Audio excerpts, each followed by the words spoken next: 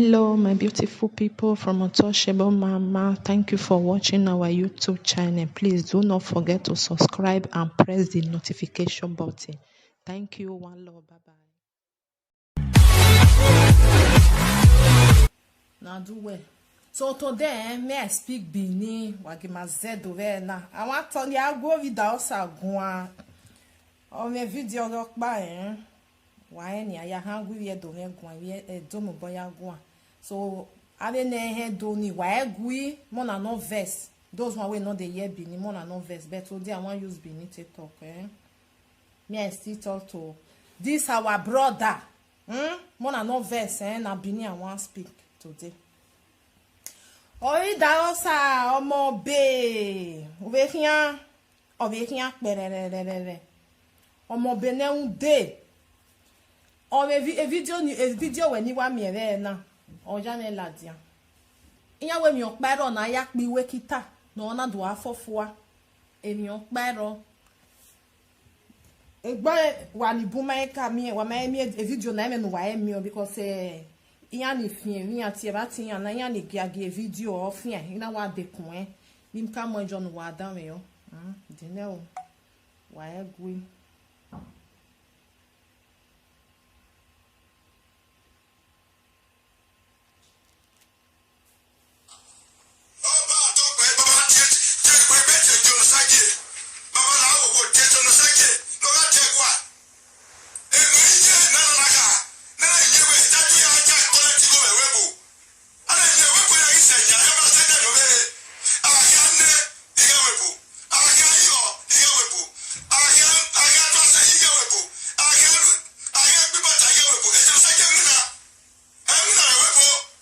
wa ho wa da le no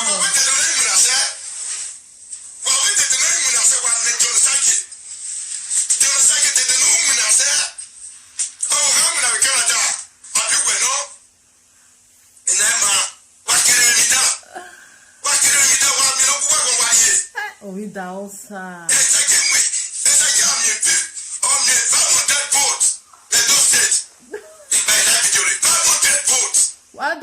wa be teme ni ga because igwa be the video na ge na we e dia be mi o ma ne nwa a o di onu se jo wa mu we na Ovidaosa o e di o wa mu we na e no wa yime mo bo wa ya la di eru da wu utene di o la re o ni ne gwagu we de Ovidaosa o ke ni ma ni ye do ni ma ne Ovidaosa we de gwagu de aha neru anata wo ba tokpe una mu egwa na mu anje social media o magi fo unu were du we ha gwa di ogwan wo yi kan gwa kan enu we ha ta me na dion even self don't we order we not here dion sa die don't we order we ti am egwa we not here dion am eti we fo we ko le lu enwa wuwe Iwa beg video ni na wa shock because in many video ni ma who concern Edion we ha those state of governor of those state why ne why that one me why we o ma no we yan we a governor any party o matter party ni eje gbo wa gbeli kiaye o go be that sana wa because me wa beg ade post there even me be sure e we yan we o ge na wa feme ina we o be oni le isi aga o ge le wa sie kere ni wana wati no ladia wa bi alwe bre onwa Ovidaosa egwari ma wogu we de no masa de gwagu we de no masa wa la di o ene mue unyanya wa ju unjo wa no si egbo udu aka me eri ma no tie Edion Sage da ba bo wu we ji we do ni wa gu we ha me governor Obaseki we no tie Edion Sage ma we ere wo ya alwe wenwe. Yeah, we full good afternoon, my sister. Adesuwa, good afternoon. Yeah, we a full 40 is full forever. Uwa la dion. Ikpo ni ma de sakwo we, o ni ma de gbekwo we uwa de, uwa ba talk be. No tie Edion Sage. Don't know we no ha meri ma no tie Edion Sage. Ovidaosa, the enwe junwe. Wa be sunwe. Du we gi mi go kere we wa ge enya pay we nu do ya we nu wo ha ta mama no ma kan vote wo ha me ha Edion we na do a governor for those state. First of all, Edion Sage to a citizen, no? America and Nigeria, I don't know where Virginia, where citizen in Nigeria? Are you a citizen or a citizen with here? Where the citizen because a Germany passport or where? Abumaya submit a passport when eh? What give matter? If you may right win and do anything that those states in it. Because when that you work, because we are a citizen of Nigeria, you are no more a citizen. Huh? Then you not do Bolandia where get to only when you or when you have a good one. Or head your move because what was your Aladia or we have gonna be 500 votes. We are Italogy. We are gonna go to head your move. We are Aladia do Atalo. That is already your move because I mean, it's your egg. Even when no money foundation well adia, who bear your bed on una lawa. What the matter make me ma? And you may write in all the yaladia. I want the two citizens when on the right. At least where in Nigeria not be away. A passport in you still have the right. Then Virginia when they right when you were town where don't win in Nigeria. You can't do it to make passport. Passport in Ogwe is Germany passport. And we ask at you with Germany can wear. But don't can't pay the Germany. Good. Wala dia no wa da me se we my brothers and sisters. Ore gwa no wa de you wear ni. Gay, the dagbon we ya. E we gbe down won. Wa when you delete video, e we gbe down wo wala dia. U ma u ba wa ju. U we ne neri ma no tie dion. Ha? Oye na me ugu iwa we gun a. Wa ma no mo egwa ade e social media o marifo. Woman away, but one way now. Why la John away about talk me? Who don't know not yet Dion? Who are you? Huh? Where me then way about Lagos. If you were not Latina, but I may not do tell my Deniana. Huh?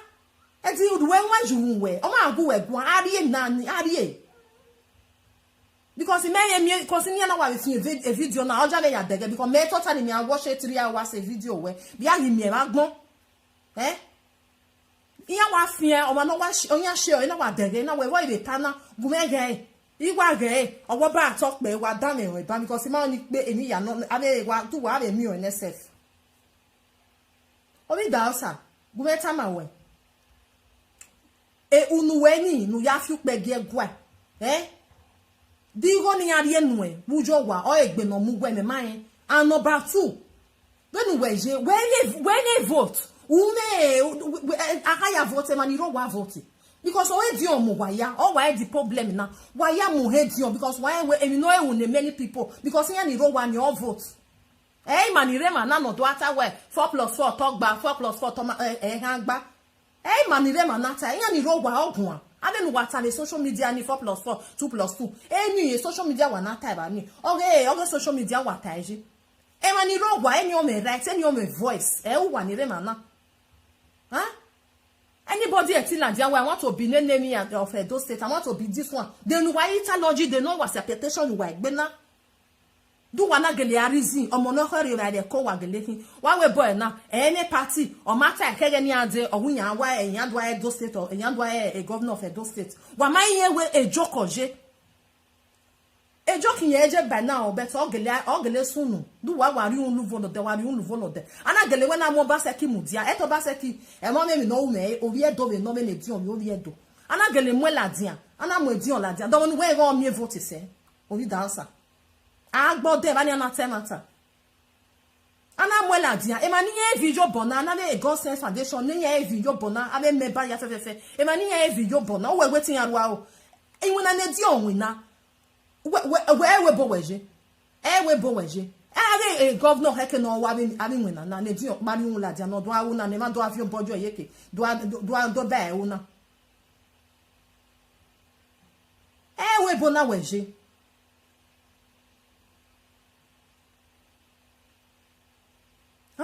wala dia o we neri mado tie dion when ori yo de social media amet you we e dion me right when e right where they me right at all why we anything we those states in because a Nigeria passport e go we the right in we me e right in no we Germany be bani e Germany bani we hana seti ata we you want to be an enemy of an enemy Germany you want to be an enemy of Lakpa or Germany e here we ma odoni wana ni ware social media na wa sie ni mana wa hate governor Obaseki eto bia ni win na because wa ne mani ro wa nya atama wewe the man dey try or try kere be ba ni be wani re social media wa wari ya wana na miewe ema o ma ke wa tene governor Obaseki wa sin ula dia agi onugwan uwaju uneneni wetin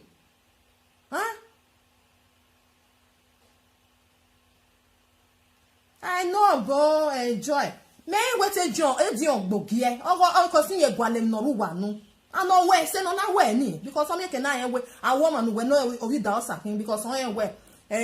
ikata be na we mi opero na ya pi ihu oge kita no na do afofo. Benu we je kana to we wu fi we de de. Benu je luje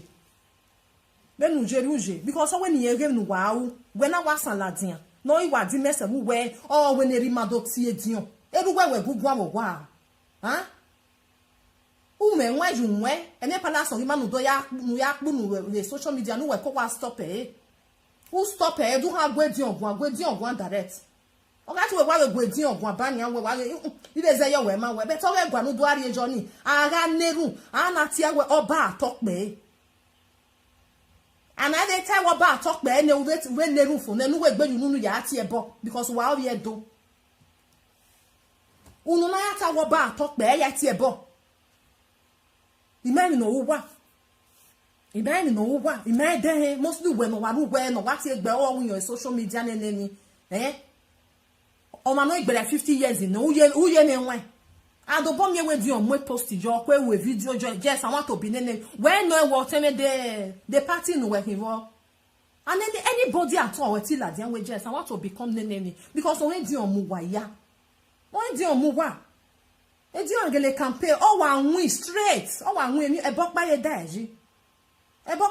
we ma ni rewe bo no very o wa no hu we higher vote ama we ma no ka wa we se na ni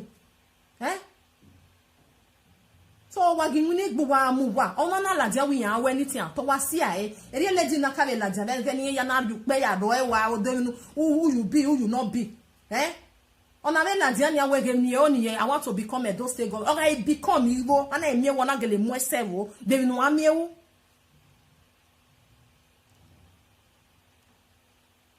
De no we amiewu, umi mi rokpa wu. Umi pa zo ho Why dem make pa zo ho so why ko wa mind your business ibani why ko wa why ko wa wo we the Germany ibani where how we want to become the enemy of Germany ne manire Germany ni ya support we because we tia anything in those states in because you don't have Nigeria passport again guwa because when you Germany we tia mi wa e we de gbe e tia mi wa e to ya tia mi wa e we de gbe so then we do na do we yo we re e we gbe down when you know where are palace e we gbe down won because e you are wo gugun be ba ni em na ni gele wa son no me wa la dia neri ma ti e no ti e dion wo ha ta meri ma mi no ha wa we dancer abi what time no se mo te do ni wan ju we ha me governor Obaseki we no ti o ma eto asomete nu gba ola do ha wa gwedi ogun direct akume me ukwe me direct anybody etila diangwe ye oni ye vote Obaseki out your hand on win your hand a governor of Edo state why ye me dion o wa je na mi ewe me ni ata why ra wa gan me na ge mi ati wa be ze jari ati ni emi no ma me wu onya wo we enwina warrior na ejo when ore Germany ba ni 24 hours in eju gbojogo amahama we no ya gwa ni wina Germany do me well okay good I we Europe no yan we no ma be we no bi o ma wo me enwina we ne sanu weje e da agbe oruwo wa ke ba ni pa odo agoyogoro be social media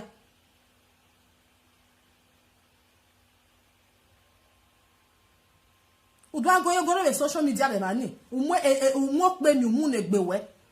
eni nu ma nu seti mu hia umu ne gbewe omo no ka geleri e ba ne ku when I beg a post in the di on gbesef when say your man because eni bi ka ya ro yo ma ye kerekere e no wa ne ri ogo ne gbe o ja o ewu egbo ya otu when yati den ko yati abi denis ni yati egbo ya me di on agba drag age or say okwe di edion edion ga ilandia ba na when yemu we ro wi u agogbo oti e bon because u mari ogo na gbewe wa be alu enwe fere du wa me wa be ajuze wa be amu ejuwe bre wa be na e toro o ero we dion wa mu wa na ladian because why we dion wa ladian over win your hand water the do state ni over win your hand water o ma we mi wa be ata because just so gele de dion we ni e happy say o heke ne governor ba say ki time we just we ya ni here because inuna no heke no ba say ki u e dion u ni o heke na ata because wana gbegu e wa ma gi oba say ki de ye ni dion u because àwọn ba say ki e wa say ti se mi ya fefefe wa no heke no ta ma wa ta e o wa temi owe ma e ze yo enenemi no e frosta no e no pa no but wa awu wa ma o wa ya dege wa bege mi ya no me do ni me ba ni wa ga ta ma ta ma gbi ma mama na ta ma ta ma gbi ma do ni e seti de e do ni seti de o heke me le ze total de temata emi ne bo ni ri egbe la dian we je se na yo ni do we we ne no wo ti egbe so ne ni we ma o ha ma we mo la o mo emi ati e we foundation we la dia u be na yo be na ro na ku ye ju wa o ma mo egbe da ba ni we te wo easier be no na any good heart ho we o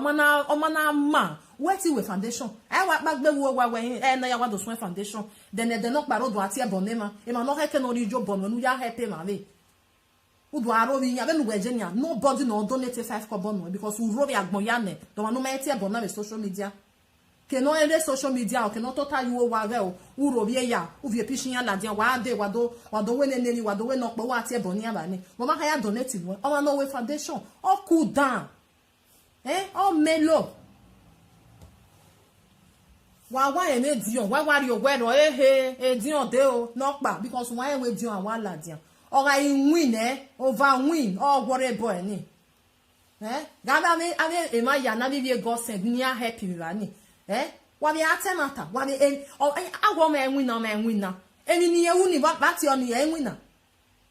our total office ba ni o aga gbe na mi no me problem o ga do atayo we ho ba ti o ni win na win na ti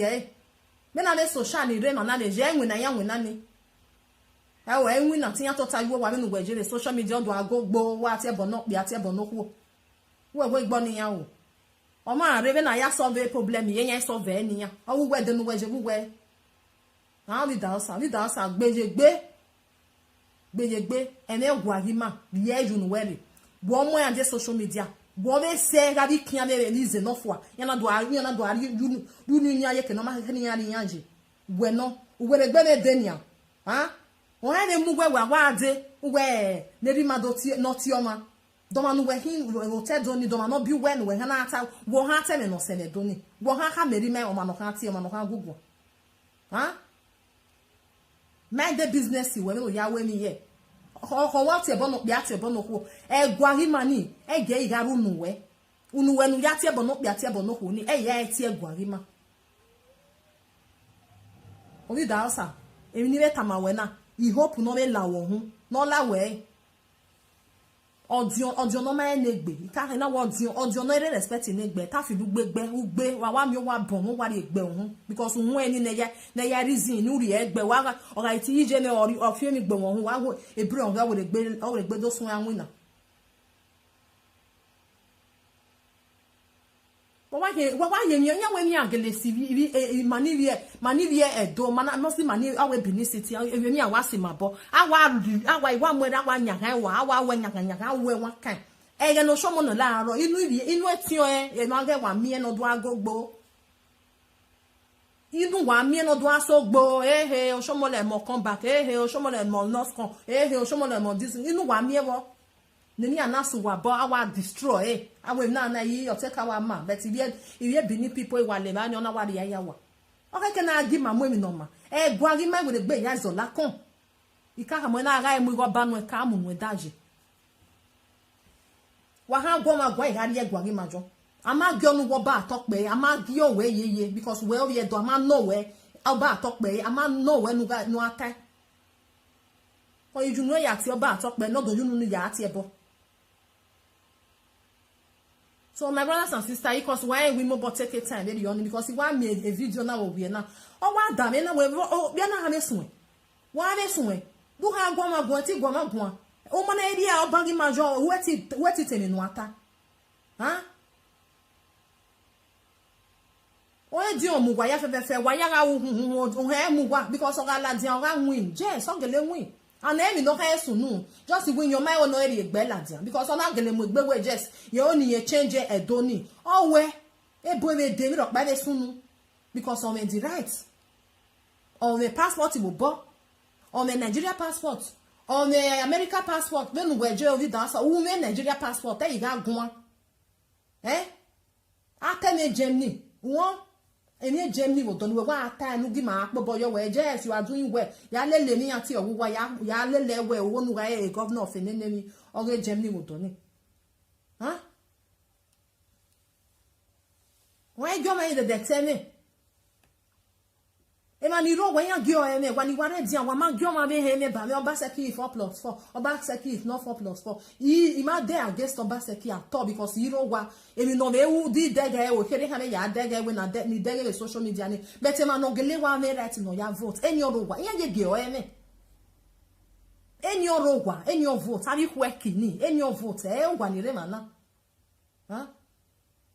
Ora ro pa wa la dian wa we unu wo no do yata we yando gwe Obaseki contest huh ya ma mwe ba ni we Obaseki wo ha wa nya forever anybody eti la dian because me we nu wa jona Obaseki ma gi wa o wa o do wa gi like come wo ma ni we mi they don't forget about him no man you well on he jo ma itu asen we oga wa gun no pa do san la dian 4+4 talk ba agionu taiwu handle contest waiting wa be je nwa be ya we mi wa be je nwa ya we kere ona ike na ina do agbelegbe wa do ge na no na ori edo no pa ori edo aya kan ri egbe ma Obaseki ma gi wa Obaseki o ma gi wa mi waje anybody eti la dian we just yen oni vote out yen oni be are ba ni abiere we boje me mana vungwe no we no re we ni we bo mana eri oje me mana we me keni na ja kan yare egbeyan yen do agbelegbeyan yen do aladian do ayin sort ere no ma keni ayin sort awon no ko wo kan vote na wo ma ka mama ni ha vote na wow my brothers and sisters see wa we take ere ni na ovi daosa mo benen de egwarima rambo ye kun le do me no gu we de ka mi mani ri edo ni ma okon ga ti e bon na ti e bon ri ga ri egwari majo wa se dion e no o we ni ye wa be push wa kere wa ya na wa vela dian ji be na ge don wa na wa vela dian u bijou you be thief you be 419 you be nene mi me mo pa no ila dian no do ta we dion fi yen 419 wa be ge je nwa ya we na okpa ma ya hin we are all one. Awa junu ya ari ama o ma se ro no do wi jo bo wi yen wa dan me so ro no wa ta mi mewa yen te we boy na yan we fon wa na egele no bet yen do mi ave video no yen na surprise na we fon wa na kinari ama wa no wa la dia no pa fon wa na no ne mi me mi ro pa no e fon wa na ami wi na no we u be ba ni wa dege na wow mi awa mi ne mi ma e wa ko sa nu wa uno oje ma no oje ma ya ta we ima oni de o ma te o no we ni oje ta we na ima oni ki we because agbon ya like ni na ria wa because okay boy ya ta boy ni ya ta ne we just ya na ya mu egwejo ya mu du dai oje ya re ba ni e me so no wa be de no na we yo ni be ri egbe la ja be to do ge wa ni pa ya we na ge kita we egbe la o wa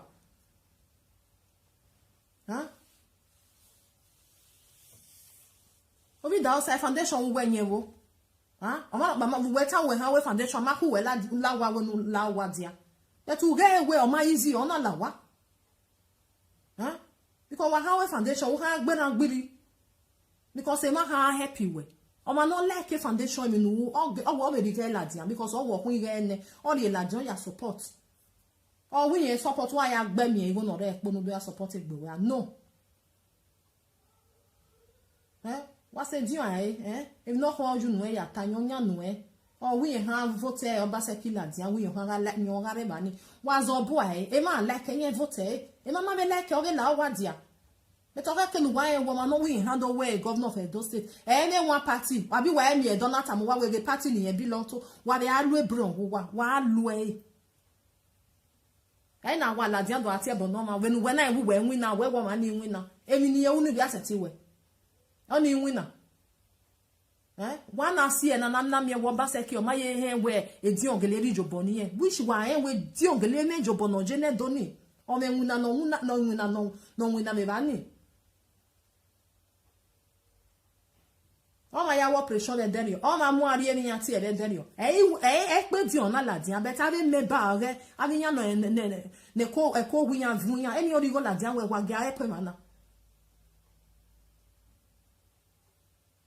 social media na pa ma na be hon we dion igo no me ne kere o ma ile social media de ni o abi o ga time we dion is a billionaire abi ne name o ma time social media o ma eso mi yan ti o re e foundation ge be ni o ma wa ran o be ni na wa bi a reason ni wa bi a think mi wa be to ta wa be think e we e boy na regele wujo oto na na wi yen riwe anything atonye because on like win na no win na na wi yen riwe anything ato e lose mi ropa o ma no me good heart no o ma no me human sympathy no o si ona yere ma ni o wi yen we mi ropa o na wi no ta na wa fi we vakekan o we ni ya dey okay o dey okay beta me ma ni ro wa ni abi ave mani ro wa ni wa gwi because ya wa ge comment ya ni yime ni ha tai wa do you don't forget ave mani ro wa ni do no ha epinya why think any the man no very daddy ke no ma se no tie daddy ya tie daddy go lady okpa be den o de ra no o ra neru emi egbeniyan me ma se ti wa do we ni ave na eri ejo enu wa eri mi adege ori ejo eni me awa abia ma wa na abia ma mo wa waje wa bia praise o ma we mi una bege we na ni o jewe ha mo ma ni we yo ni deba we u deba ya we na wa ya ma bet because wa dege mi no gele u deti ma dege mi no gele u ni awe boy na ai gele we go na donate do gele we bet adege o be show e ba ni then I'm more hospital no na operate no be dege ya ba ni because any yen ha mu je social media. So my brothers and sisters, because here when you want me obi da osana, because I jealousy and netting na yai. Do and we ha we governor of Edo State. While your boy e kunre, what say I? E wani ro wa ha decide o wani re mana. Obi da osa, that wo yo sa boy ya yin awe. E gwagima your boy e kunre ma. Don't me no go we there, who do tie. We egwa me wo sa o na me ke na en we okay o si on na ri nu we go do ni uwe fian omo benen de agu we gun ho o wa ba oju ho odo e sa lo bua we sha my brothers and sisters we when you want to tie sere na because ade nyaka na then ya na fian because me ti totally wa re emi no ta I me re because e give me sense e ri emi rock ba me o si e na re ya wa be bege winya wa be fie so iwe agome be dan me o e o ja me ya dan me o no na wa bege na we no wa ba to pe no ti edion wo ha meri mama no ha ti ari da osa dupo nu we na zero tedo ni but o he ni le mu wa ni mostly we no ro ri da osa o he ni le mu o he ni e le mu we ara eti we amo do no daji wa mi o ya vion because susu we na gwa ni gwa ba ai ti we amo no daji e ba nu kana ye we na ka atama we kere ni ade e ma ka atama we. So my brothers and sisters, we can now when you want it because you married don't see about anybody they ovi da osa na me erere wa ga every minute time no e we ma taita wa ha go dion go straight to dion anu ko be me right no akwa yata me we wo aju no odo ya we Edo State ne ne ye because ovi Nigeria no we gi ovi Nigeria we Germany we he o me right anybody no one no me passport in Nigeria no till adian we ye o ni ga ne ne ye o ni ga lakpa wa ye ni ga this one this and that.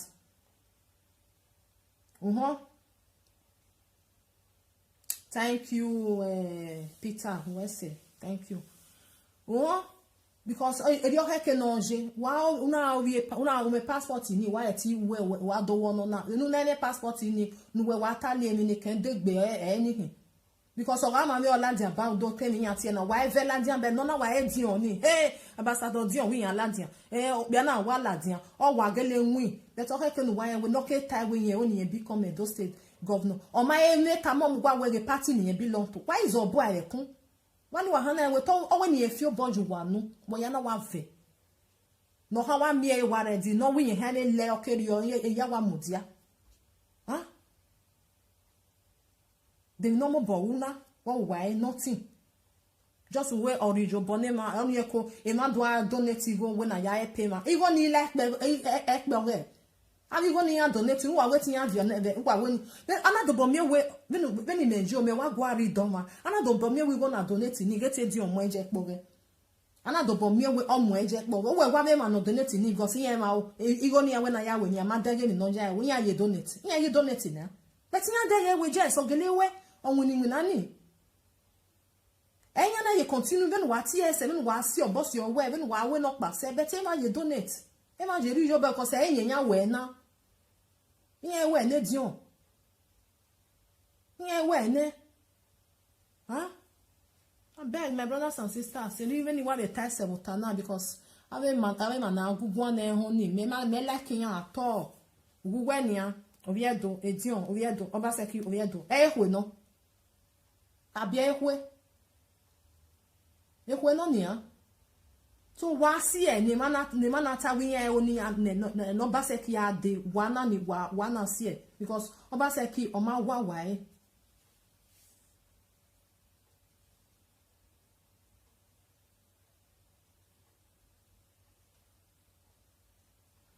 Thank you, my sister. Wasi so my brothers and sisters, me I live on a month they go. So me kere when you wa tabotana those of you who now we know the year Bini, mona no verse, because I know if I want to talk to my people, I go say me I use Bini, so mona no verse. Maybe next time now understand na any year while you are there, I do I broken ya tie, no na we. So from Otoshebo Mama, thank you. Please like, share, share with your friends. So I just say me I still greet you now goodbye, Mona remain blessed, So abe wala wo wagume bi egi obi da osa no la rede ima we na egwo magun bet we na ga mu egwa gi maju we na ga no se egwa gi mai nyo ka be muere so no we try no mo la dia even say yen na mi o ma no we no te na egwa gi ma o ka mo ma ni we adia aju la wa dia egbe ni me oni mi ahun ni e we gbe continue because odo I give you order when na egwa tie dion women right ni no ya give any palace when you delete video ni we da answer when you delete because ukere gbe o me right at all even self on mother self when writing where ha me no ha not here ama e we do atawe na gwa na ri matie edion we giri ma hu me ne ya ta I beg my brothers and sisters, me I just live like this. I beg mona like the video, mona help me share them. So see you for my next audio. Now goodbye. Bye bye. Ciao.